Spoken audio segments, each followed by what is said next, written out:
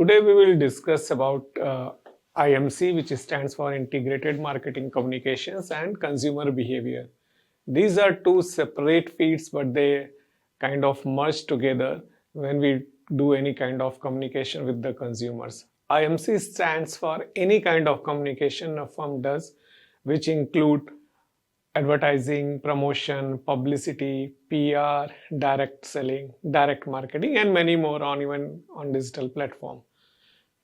And consumer behavior, we define the process and activities where a potential consumers engage when do a search for products, select the product and purchase it, then evaluate it. And they mostly talk about their product experiences. So how this IMC and consumer behavior are related? We all know the consumer decision making is a very famous model of 5 stages. So it starts with the problem recognition. Once consumer identifies that they need to buy a product, they engage in searching for the product. So most of us, we do an online search. We decide on 2 to 3 products and brands. Then we do an evaluation and comparison. And finally, we buy the product.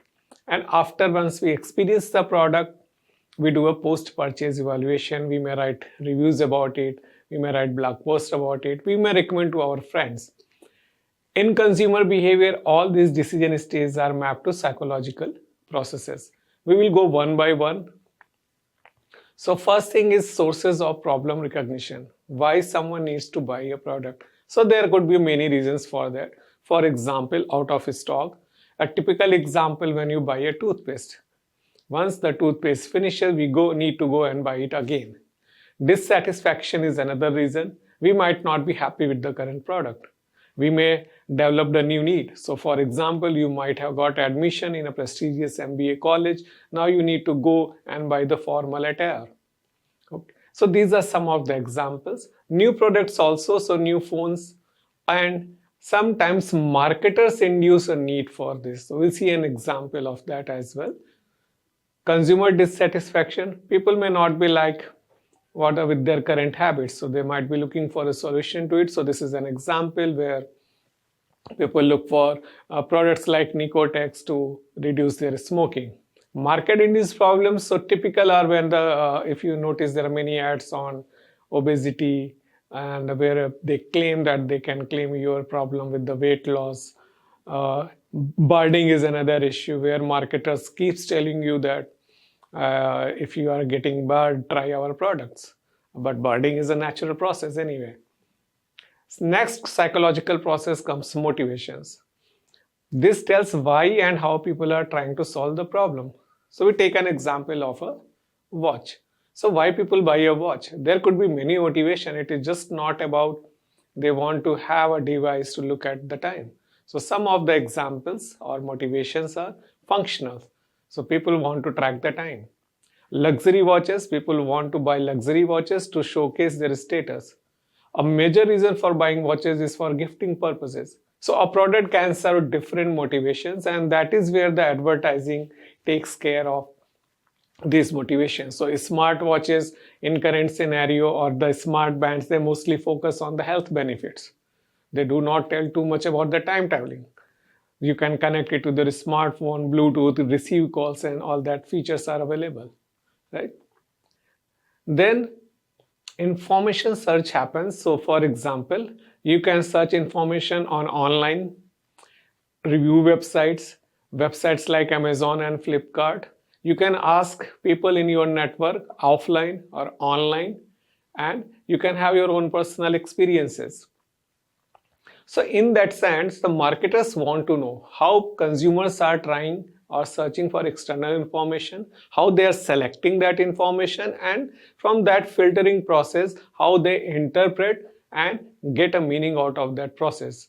So the perception process depends on these 4 stages. So they receive the information, select only part of it, then organize it and then interpret it. So for example, if you are planning to buy a bike, all of a sudden you will start noticing bike ads which you never noticed. So this is how the information evaluation and search process happens. So some examples in IMC how we can get attention. So color, using multisensory attributes are some of the typical examples we use to gain the attention of consumers.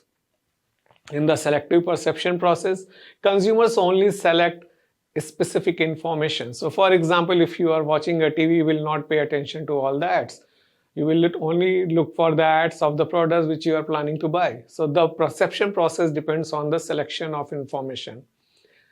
For example, people don't look all at that. So this is a very good example. So if you are planning to buy a phone, you will see what kind of discounts are happening on different websites. Then comes the evaluation of alternatives. So there are a lot of brands available in the market. As a consumer, we only select some of them. So this is called evoked set of brand. Then we evaluate and compare different products on multiple features, and finally we decide.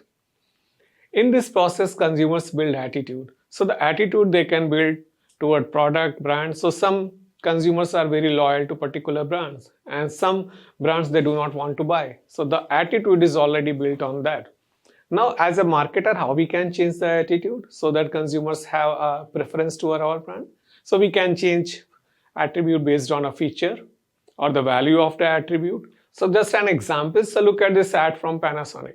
So this is working on the normally in we see refrigerator as bottom mounted kind of thing. So freezer is at the top, and this product is trying to change that attitude of consumers. And the convertible, that a refrigerator you can customize according to your needs. Then we move to the decision process. In the decision process, we have pre-evaluation, then decision, and post-evaluation, which may result in satisfaction, dissatisfaction, or dissonance.